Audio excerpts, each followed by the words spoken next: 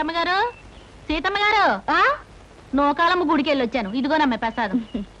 నా బిడ్డకు బాగుంటేను, ఇంటి మీదకి వచ్చిన కట్టం తప్పితేను ఈ వేళ గుడికొత్తానని మొక్కుకున్నానమ్మా. కృష్ణబాబు దయ వల్ల నా కట్టం తప్పిందమ్మా.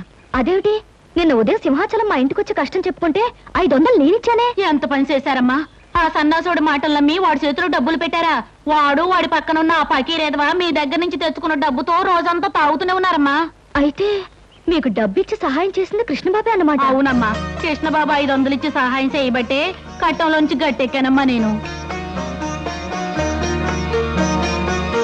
కాస్త సర్ది కూడుంటే పెట్టండి అమ్మా. నిన్నటి నుంచి ఆ దొంగ సచ్చినోడు తాగుడు తప్ప కూడు తినలేదు. అది అట్టుకెళ్ళి అడిగి పెడతానమ్మా. అదేమిటి మంగా, బిడ్డ చావు బతుకుల మధ్య ఉంటే కూడా పట్టించుకున్న ఆ తాగుబోతుకి నువ్వు అన్నం పట్టుకెళ్తానంట? బుద్ధి లేదు? ఎవరు తిండి పెట్టకుండా ఉంటే వాడే మారు దారిలోకి వస్తాడా? అదేం మాటలమ్మా, కట్టుకున్నవాడు ఎలాంటి వాడైనా ఆడదానికి దేవుడమ్మా. వాడు అబద్ధాలు చెప్పాడని, తప్పు చేశాడని వాడి మీద కోపం తెచ్చుకుంటే నేను ఆడదాన్నట్టగవుతానమ్మా. ఉండు, అన్నం తెస్తాను.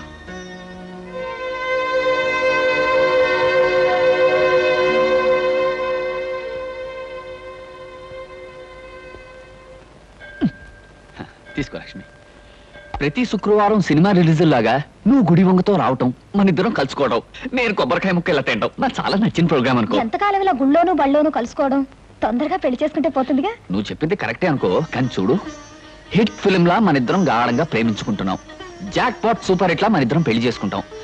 కాకపోతే ఫ్లాప్ సినిమాలా నాకు ఉద్యోగం సద్యోగం లేకుండా పెళ్లి అని నోరెత్తాననుకో, మా అమ్మ, మా నాన్న, మా అన్నయ్య, మా వదిన నలుగురు నా మీద పడి యుద్ధం చేస్తారేమో కాస్త భయంగా ఉంది. నేను ఉద్యోగం చేస్తున్నానుగా బాబ్జీ, నేను సంపాదిస్తాను.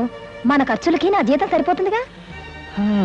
నువ్వు చెప్పిన పద్ధతిలో యావరేజ్ సినిమాలా బాగానే ఉంది. సరే, మంచి రోజు చూసి మా అమ్మ నాన్నలకి ఈ విషయం రిలీజ్ చేస్తాను.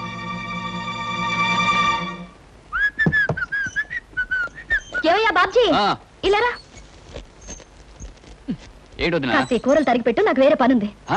కూరలు తరిగి పెట్టడమా? అవునయ్యా, అవతల నాకు చాలా పనులున్నాయి. నువ్వు ఈ పని చేయి. అది కాదు దినా, కూర తిని పెట్టమను, తిని పెడతాను. అయినా నేను కూరలు తరగడం ఏంటి? సరే, నువ్వు వెళ్ళి నీ పని చూసుకో, నేను తరిగి పెడతాను. నాకు ఇది అలవాటే.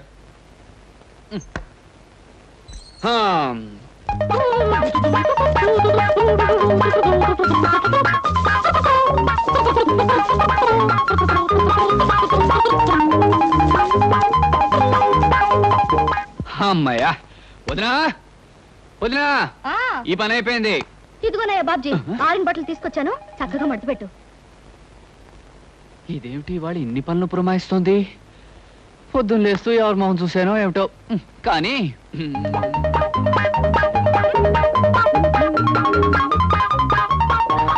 వదినా, ఇదిగో మడత పెట్టేశాను. అమ్మయ్యా. ఉండోయ్యా, 2 బిందెలు నీళ్లు తెచ్చిపెట్టు. అలాగే.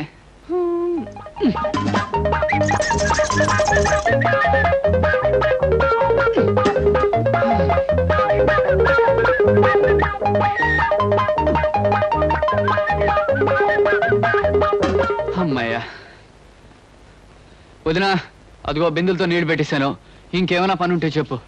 అయిపోయిందని నీ వెళ్ళడం ఆపి నువ్వు చెప్పడం ఎందుకు?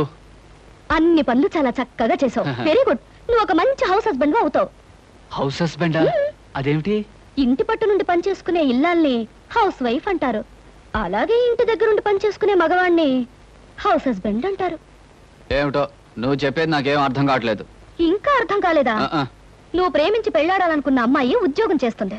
నువ్వు ఉద్యోగం సద్యోగం లేకుండా ఊరమ్మటి పడి తిరుగుతున్నావు. రేపు పెళ్ళయ్యాక ఇంటి దగ్గర ఉండి పని చేయొచ్చు. ఎందుకంత పాపం? ఉద్యోగం పురుష లక్షణం అంటారు. ఆ లక్షణాలే నీలాంటి వాడిని ఏమంటారో నాకు తెలియదు. మగవాడన్నాక కష్టపడి 1 రూపాయి అన్న సంపాదించాలయ్యా, లేకపోతే ఆడదానికి లోకు అవుతాడా, గుర్తుంచుకో.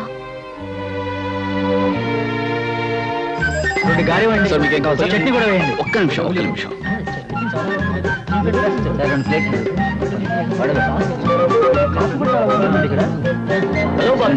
హలో కుమార్, ఏమిటో మొబైల్ క్యాంటీన్ రన్ చేస్తున్నావు? ఒరే, మనిషి అన్నవాడు తప్పు నేరం చేయకుండా ఏ పని చేసినా మంచిదేరా.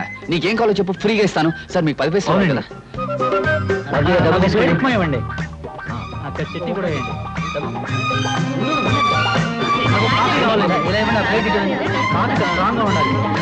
వదినా, వదినా, వదినా. ఏమిటయ్యా బాబ్జీ, ఏదో లోకానికి గెలిచిన వీరుల్లో అంత హుషారుగా ఉన్నా? ముందు స్వీట్స్ తీసుకో వదినా, తీసుకో.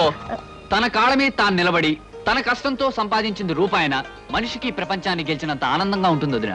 ఇదిగో మొట్టమొదటిసారిగా నేను సంపాదించిన డబ్బు. నాకెందుకయ్యా, తొలి సంపాదన తల్లికి కానీ తండ్రికి కానీ ఇవ్వాలి. వెళ్ళి. వదిన, మా అమ్మా నాన్న నాకు జన్మనిచ్చుండొచ్చు, కానీ మాటలతో నన్ను మార్చి నాకు బ్రతుకునిచ్చావు. పుట్టడం గొప్ప కాదు, పుట్టినందుకు మనిషి ప్రయోజకుడు కావడం గొప్పనే నా కళ్ళు తెరిపించావు.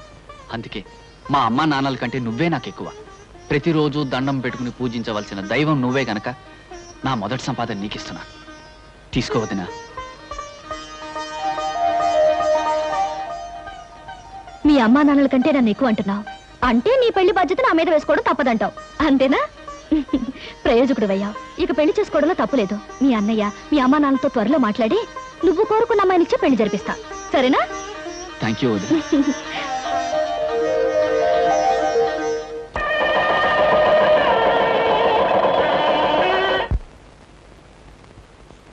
అమ్మా సీత, సీత. ఏమిటి నాన్న ఎలా వచ్చావు? నన్ను చూడాలనా నా పరిస్థితి చూడాలనా? అబ్బే, ఆ రెండు కాదమ్మా, ఈ 2000 నీకు ఇవ్వాలని. ఇది దానం ధర్మం బహుమతి కాదమ్మా, బోనస్. మీ ఆయనకి ఇచ్చే బోనస్ అమ్మా. మా ఆయనకి బోనసా? ఆహా, మీ ఆయనకి మాత్రమే ఇచ్చే బోనస్ కాదమ్మా, ఆఫీసులో ఉన్న స్టాఫ్ 25 మందికి ఇలా 2000 చొప్పున ఇచ్చాను. ఎందుకు ఇస్తున్నానో తెలుసా? బాగా లాభాలు వచ్చాయమ్మా, అందుకే అందరికీ ఇచ్చాను. మీ ఆయనకి కూడా ఇస్తున్నాను, తీసుకోక తప్పదు.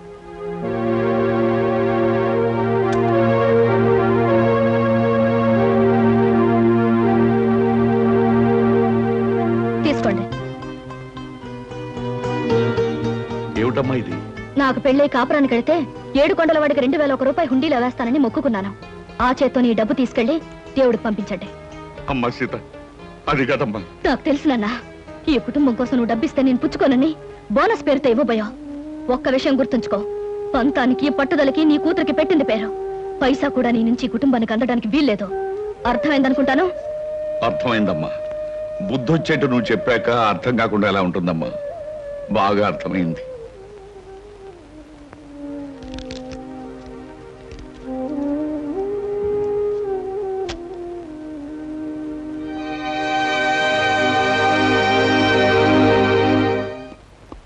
గుడ్ మార్నింగ్ మావయ్య గారు. ఏమిటి కవర్ చేశారట? చూడు కృష్ణ, మనం కొత్తగా పెట్టిన ఫర్నిచర్ ఏజెన్సీ తాలూకు సేల్స్ ప్రస్తుతం బాగానే ఉన్నాయి. కాకపోతే ఒక గొప్ప అవకాశం రాబోతుంది. తెలివిగా దాన్ని మనం పట్టుకోవాలి.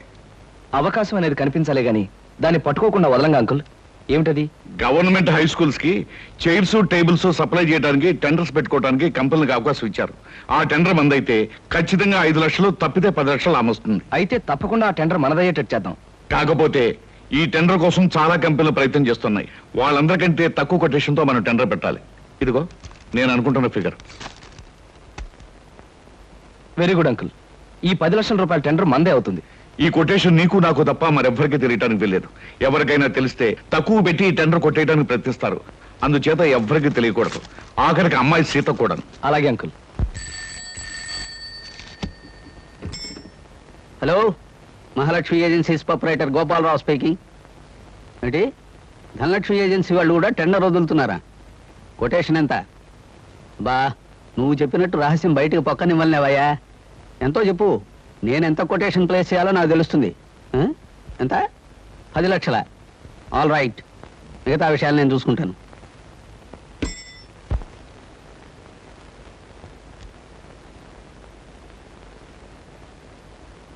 స్కూలు ఫర్నిచర్ నిమిత్తం సర్కారు వారు ఏర్పాటు చేసిన కాంట్రాక్టుకు 9,99,995 రూపాయలకు టెండర్ పెట్టిన గోపాలరావు గారికి ఇవ్వడమైంది.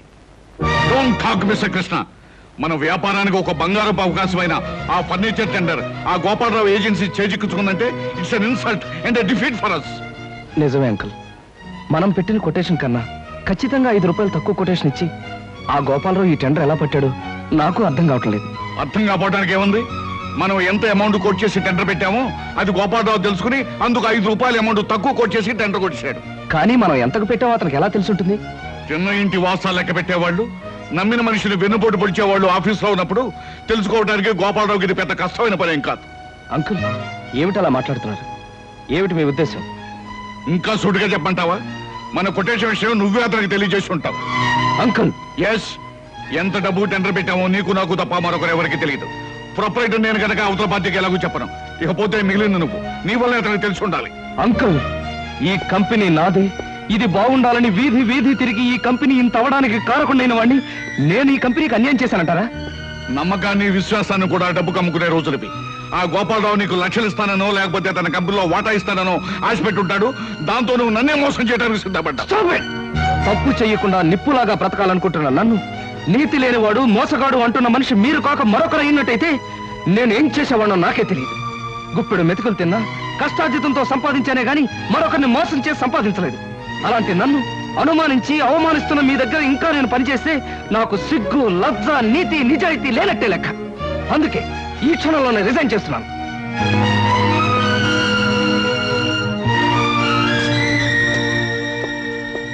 ఎంత వయసు వచ్చినా మంచేదో మోసమేదో తెలుసుకోలేని మిమ్మల్ని చూస్తే జాలేస్తుంది. I feel sorry for you. స్వాతి ముత్యపు జల్లులలో